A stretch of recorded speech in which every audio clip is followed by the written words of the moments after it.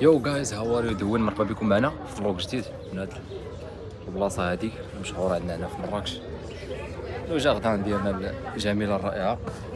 في هاد الفلوق هذا معنا واحد الكيس اللي هو سي طرزان. اخوان راه شفتيني واقيلا في لاشين ديال واقيلا صلاح بزاف ديال المرات شفتيني في لاشين ديال صلاح قديم العاج قديم معنا في لاشين.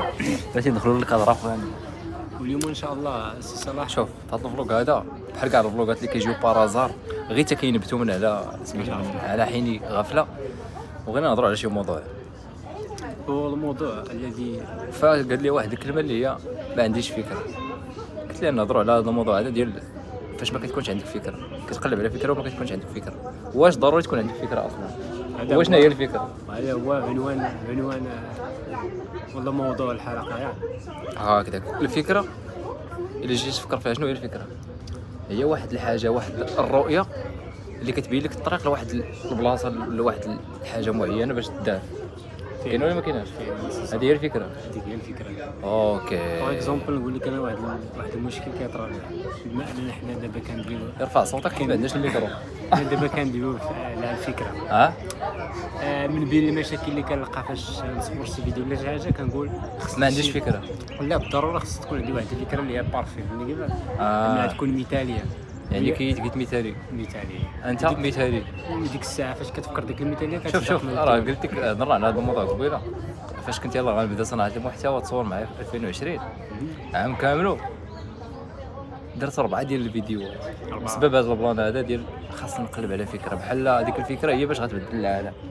لا صاحبي شوف فكره تكون بسيطه كما جاتك سير تلاح خدم عليها سريع. كتبقى فقط ديك مثلا في التصوير هي ريكورد مثلا بحال هذا الفيديو مثلا درنا ريكورد صافي طق وصافي هضر قدام الكاميرا ما كاينش بدون مقدمات.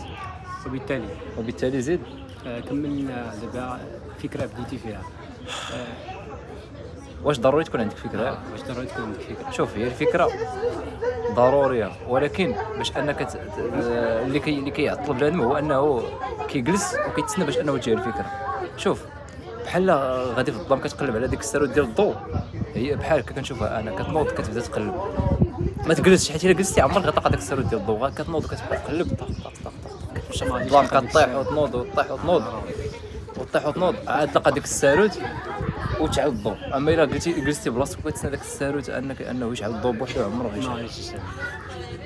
بحال هكا كنشوفها. هذا المثال هذا كنديروا له اسقاط على الفكره. كتنوض كتحاول تمشي في داك الاتجاه ديال داكشي اللي انت باغي، ديك الفكره اللي كيكون عندك غير مثلا غير توجه فهمتي، ولكن الفكره ما كايناش، فكتنوض داك التوجه كتبقى تقلب فيه من هنا من هنا من هنا من هنا. واحد النهار كتجيك فكره، كيجيك الالهام من شي بلاصه حيت كنتي كتقلب.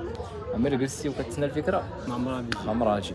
anyway نخليو لك الكلمه الختاميه في هذا الموضوع هذا ونساليو هذا الفلوق الجميل. عجبني الحال صراحه، عجبني هذا فيديو قصير وجميل وفيه افاده. على ماشي بالضروره تكون عندك فكره، وهذا الشيء صراحه خصني نطبقو انا في حياتي. نكون اول وحدين اللي غيستافدوا من هذا ولا يستافد من هذا الدرس ولا من هذا الموضوع اللي بنينا عليه في هذا الفلوق. وكنتمناو للسي صلاح التوفيق ان شاء الله. حفظكم الله ورعاكم السي عبد الرزاق النار. هادشي اللي ما تنساوش ديجا والله شنو نخليو لكم الرابط في الوصف. هو لاشين ديالو قبل ما لاشين ديالي حنا عندنا 400 واحد. يلاه الاخوات اللي شاف هذا الفيديو هذا ما ينساش يخبط ديك اللايك، اشترك في القناه باش نكبروا هاد لاشين هذيك، ودوزو عند السي عبد الرزاق. وبيس ليكم، نشوفكم في الفلوق الجاي ان شاء الله. بيس.